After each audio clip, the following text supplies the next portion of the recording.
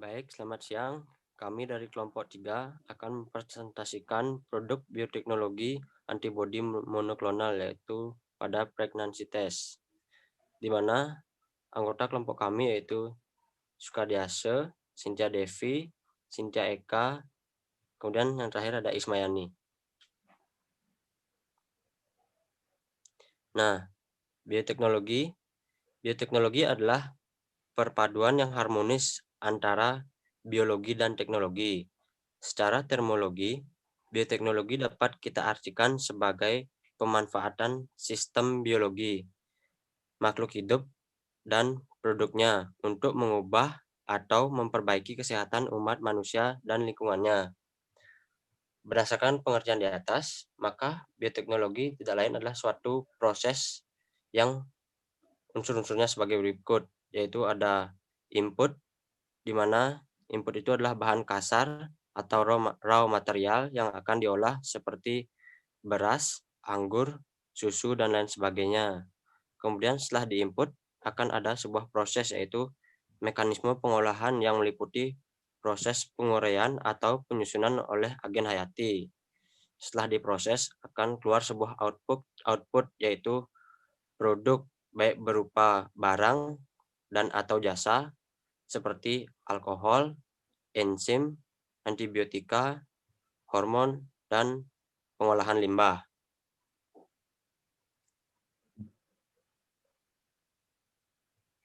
Kemudian antibodi monoklonal.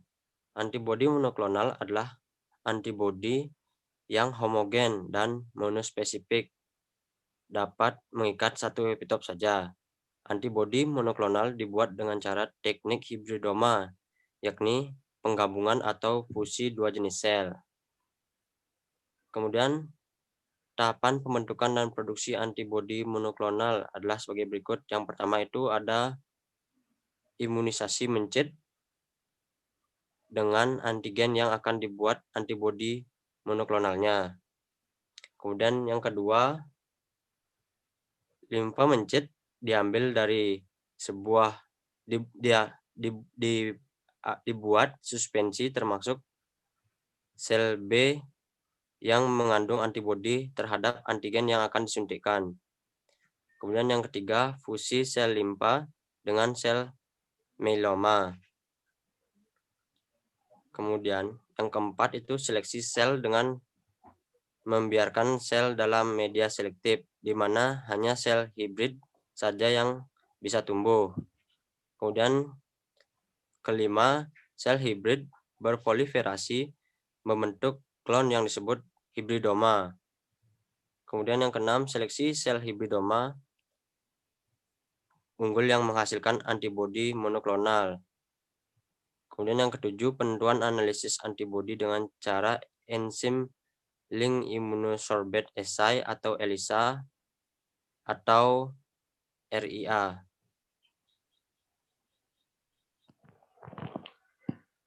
Berikutnya, produk bioteknologi antibodi monoklonal yang kami bahas di sini adalah pregnancy test atau tes kehamilan.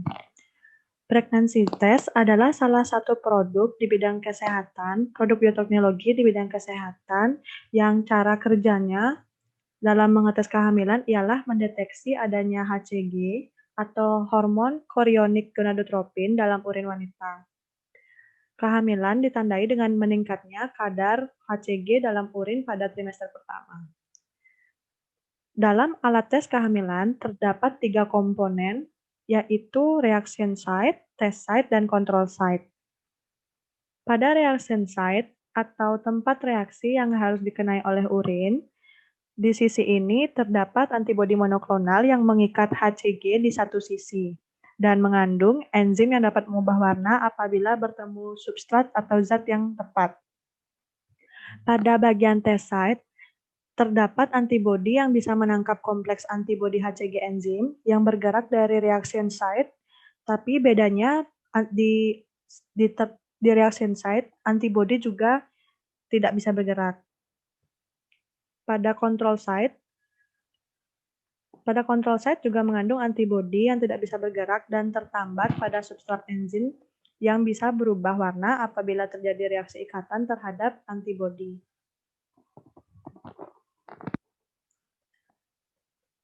Pada strip yang berfungsi sebagai kontrol akan tetap berwarna merah pada kondisi positif ataupun negatif, sehingga kontrol menjadi tanda acuan ketepatan hasil tes. Hal ini menunjukkan bila kedua garis di strip tersebut menunjukkan perubahan warna pada kontrol dan tes, maka sampel yang diujikan tersebut mengandung HCG. Sedangkan apabila hanya kontrol saja yang berubah, maka urin sampel tidak mengandung HCG. Terdapat pada gambar yang kiri, garis pada gambar kiri berubah menjadi merah keduanya, berarti urin tersebut positif hamil.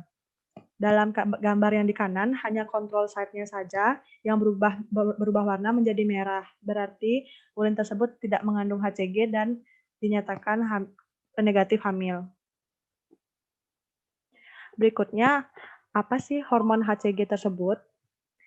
Jadi, hormon HCG itu diproduksi oleh sel-sel penyusun plasenta setelah sel telur yang dibuahi melekat ke dinding rahim pada minggu kedua setelah pembuahan. Jadi, hormon HCG ini berfungsi untuk menjaga korpus luteum, yaitu cangkang yang ditinggalkan oleh sel telur ketika sel telur dilepaskan dari ovarium atau pada saat proses ovulasi. Apabila tidak terjadinya fertilisasi, maka tidak akan ada implantasi embrio, HCG pun tidak dihasilkan. Jumlah hormon HCG biasanya mencapai puncaknya pada 8-10 minggu setelah pembuahan, yang kemudian akan terus menurun selama sisa masa kehamilan. Berarti masa yang baik untuk melakukan tes kehamilan pada saat di bulan pertama sampai di bulan kedua kehamilan.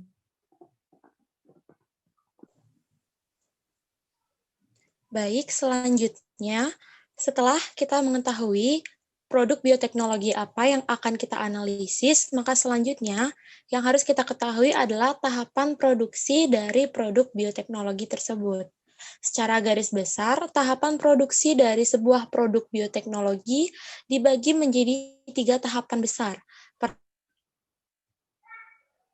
Pertama, upstream proses, kedua adalah tahapan downstream proses, dan terakhir, tahapan analisis kemurnian. Jadi, tahapan produksi dari produk bioteknologi pregnancy test ini dimulai dari tahapan upstream proses. Upstream proses sendiri mengacu pada proses fermentasi awal yang akan menghasilkan generasi awal dari produk bioteknologi tersebut, yaitu pada fase biosintesis dari sebuah produk. Nah, dari upstream proses ini terdiri dari 3 tahapan besar. Yang pertama, working cell bank yang dipindahkan dari penyimpanan atau storage, kemudian propagasi dari sel-sel bank yang bekerja, sehingga akan menghasilkan kultur starter atau kultur pemula yang akan selanjutnya kita jadikan sebagai kultur untuk skala produksi. Jadi teman-teman sekalian bisa melihat dari alur logaritma proses upstream hingga downstream yang sudah kami lampirkan di presentasi kami. Selanjutnya, sebelum kita masuk ke dalam upstream proses, kita masuk ke dalam tahapan working cell bank dan lain sebagainya, kita harus tahu terlebih dahulu host dan sumber gen yang kita gunakan untuk produksi dalam produk bioteknologi kita. Nah, berdasarkan jenis antibodi yang ingin kita produksi, antibodi monoklonal pada tes pregnancy test, yaitu antibodi yang anti terhadap HCG atau human chorionic gonadotropin, maka kita akan menggunakan host, yaitu animal cell culture. Jadi, pada host animal cell culture ini bisa digunakan 2 sel. Pertama, sel CHO atau sel BHK. Nah, yang kita gunakan untuk memproduksi antibodi monoklonal dalam pregnancy test ini adalah animal cell culture yang CHO, yaitu yang Chinese hamster ovary, menggunakan mencit atau tikus. Nah, penggunaan protein rekombinan dari sumber host mamalia ini, atau dari sistem ekspresi mamalia ini biasanya hasilnya akan lebih mirip dengan protein manusia asli dibandingkan dengan sistem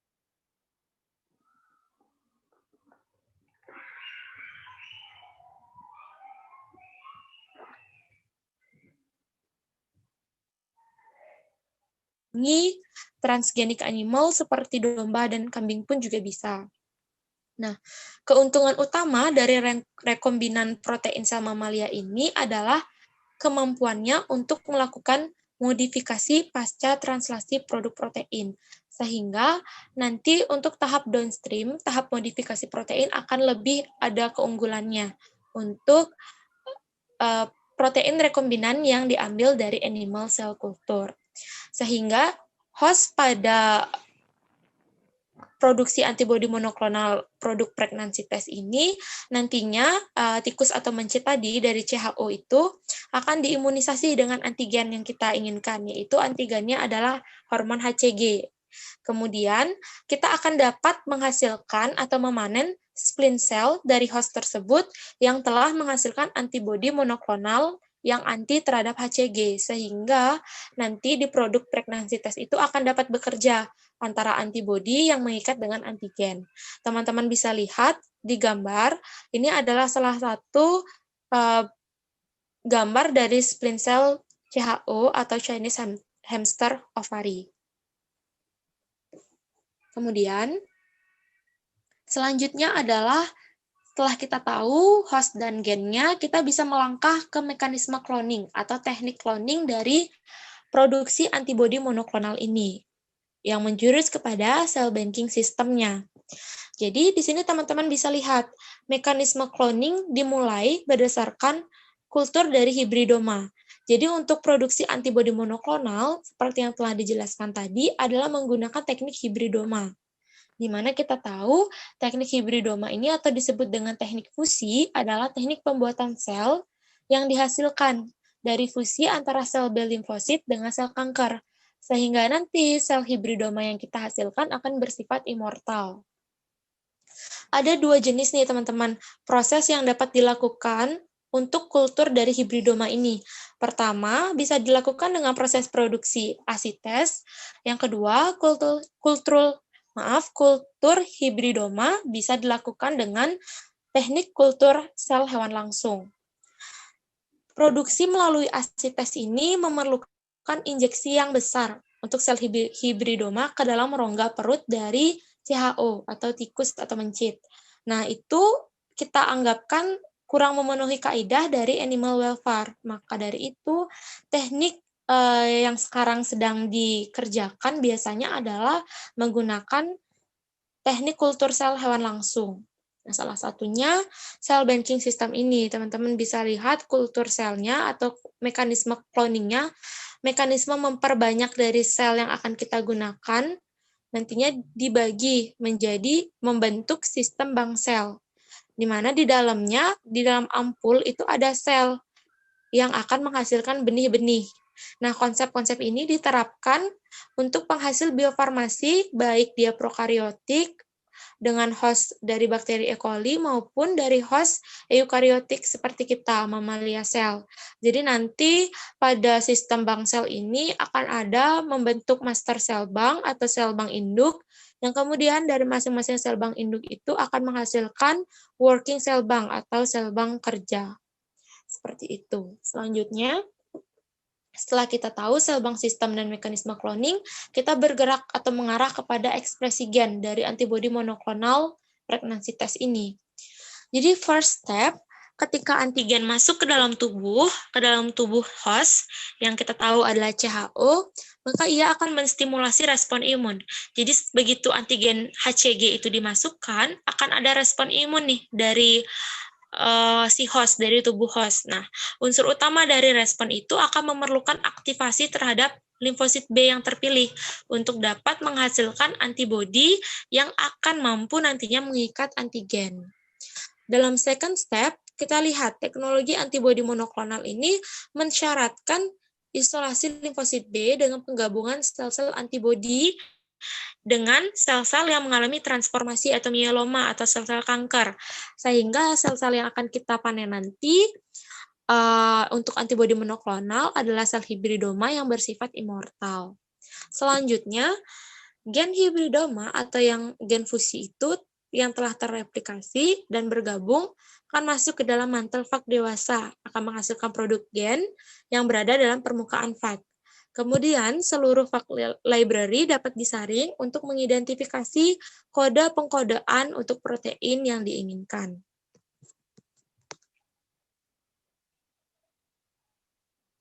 Tahapan terakhir dalam upstream ini adalah tidak lain tahapan fermentasi.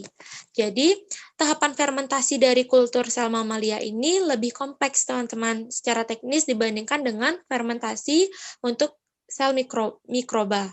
Nah, dalam praktiknya sendiri, ada beberapa perbedaan yang mencolok yang bisa kita ingat antara fermentasi dari sel kultur hewan dengan sel kultur mikroba. Pertama, fermentasi menggunakan kultur sel hewan ini membutuhkan media yang lebih kompleks dibandingkan dengan fermentasi kultur sel mikroba. Yang kedua, durasi fermentasi itu lebih panjang pada sel hewan. Dan terakhir, kultur sel hewan ini lebih rapuh dibandingkan dengan kultur sel mikroba karena tidak memiliki dinding sel luar. Sehingga sudah kami cantumkan di sini, dua bentuk desain fermentor yang digunakan dalam fermentasi. Yang di sebelah kiri adalah desain fermentor untuk fermentasi kultur sel mikroba, dan yang sebelah kanan yang ditunjuk oleh panah merah adalah desain fermentor yang disebut bioreaktor untuk fermentasi kultur sel dari mamalia. Jadi perbedaan modifikasi ini terletak bertujuan untuk meminimalkan kerusakan pada saat proses fermentasi pada sel hewan karena kulturnya itu lebih mudah rapuh dibandingkan sel mikroba. Seperti itu. Demikian adalah upstream proses, kita bisa menuju downstream proses.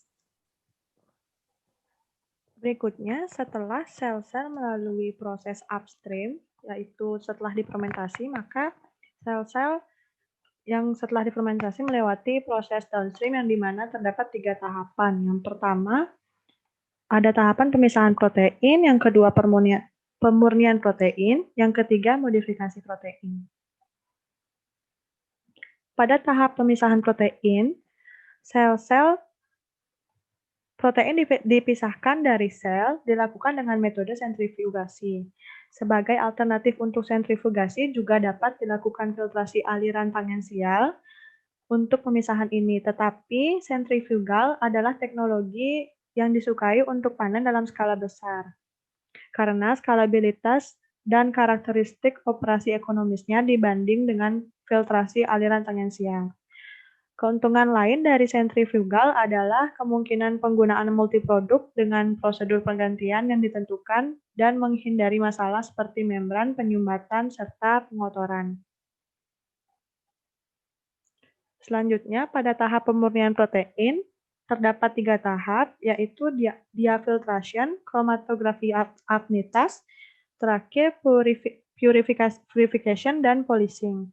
Pada tahap diafiltration, tujuannya untuk pengkondisian sebelum kromatografi.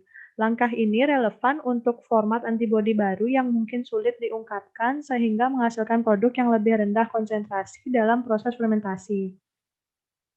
Yang kedua, pada tahap kromatografi afinitas, kromatografi afinitas dianggap sebagai teknologi tangkap paling kuat untuk antibodi monoklonal, karena bertindak sebagai langkah pertama pembersihan virus oleh inaktivasi virus karena pH rendah yang digunakan dalam elusi. Yang ketiga, tujuan dari purification dan polishing biasanya pada tahap kromatografi, kemurnian biasanya dapat melebihi 95%, namun upaya tersebut tidak cukup besar. Masih diperlukan untuk menghilangkan kotoran sebanyak 5% lainnya yang tidak diinginkan. Selanjutnya, pada proses modifikasi protein, modifikasi bertujuan untuk mengubah bentuk protein dengan standar teknik kromatografi sampai proses downstream. Kebanyakan prosedur downstream pada produk biofarmaseutika berbasis protein meliputi langkah-langkah filtrasi gel dan pertukaran ion. Bentuk agregat dari produk akan efektif dihilangkan dengan filtrasi gel.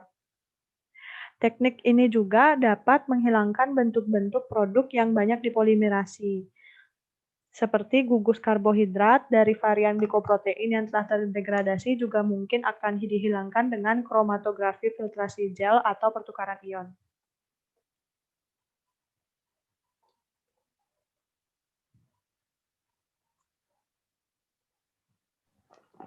Selanjutnya ada analisis kemurnian protein, dibagi menjadi 3 metode. Yang pertama ada analisis imunofluoresensi, yang kedua gel elektroforesis, yang ketiga ada analisis radioimunologi.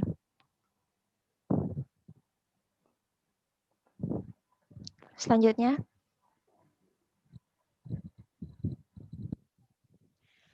analisis imunofluoresensi merupakan metode untuk memeriksa adanya antibodi atau antigen dengan menggunakan label fluorescence. Pemeriksaan ini bertujuan untuk menentukan lokasi antigen spesifik di jaringan atau sel dengan menggunakan reaksi antigen-antibodi.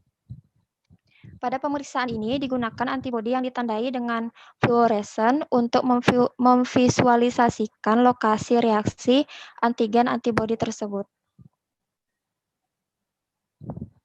Yang kedua, gel elektroforesis, suatu metode pemisahan yang memanfaatkan medan listrik yang dihasilkan dari elektroda untuk memisahkan senyawa yang memiliki muatan berupa kation ataupun anion. Elektroforesis membutuhkan media pemisah berupa fase diam seperti sel agarosa yang tercampur larutan buffer untuk menjaga kondisi keasaman sampel saat proses pemisahan. Teknik elektroforesis dapat dibagi menjadi 2 cara, yaitu elektroforesis larutan dan elektroforesis daerah. Analisis radioimunologi. Metode radioimunologi didasarkan pada prinsip persaingan antara antigen tak berlabel dan berlabel untuk antibodi spesifik dalam konsentrasi terbatas. Metode ini mengendapkan antibodi bersama dengan antigen yang terikat atau menggunakan antibodi yang sebelumnya terikat pada bahan padat. Metode yang digunakan untuk tujuan tersebut dapat dibagi menjadi 2 kategori, yaitu memisahkan ikatan antibodi dan memisahkan antigen bebas dari campuran inkubasi.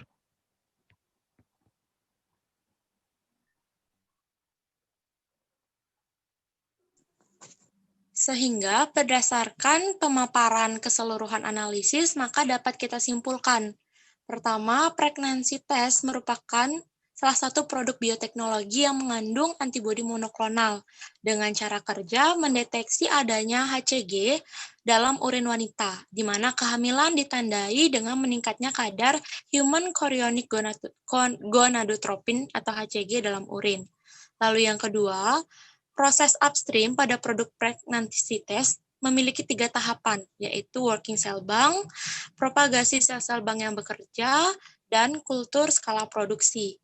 Lalu yang ketiga, pada proses downstream, produk teknologi pregnancy test juga memiliki 3 tahapan besar. Pertama, tahapan pemisahan sel, kedua, tahapan pemurnian sel, dan yang terakhir, modifikasi sel sebelum diformulasi.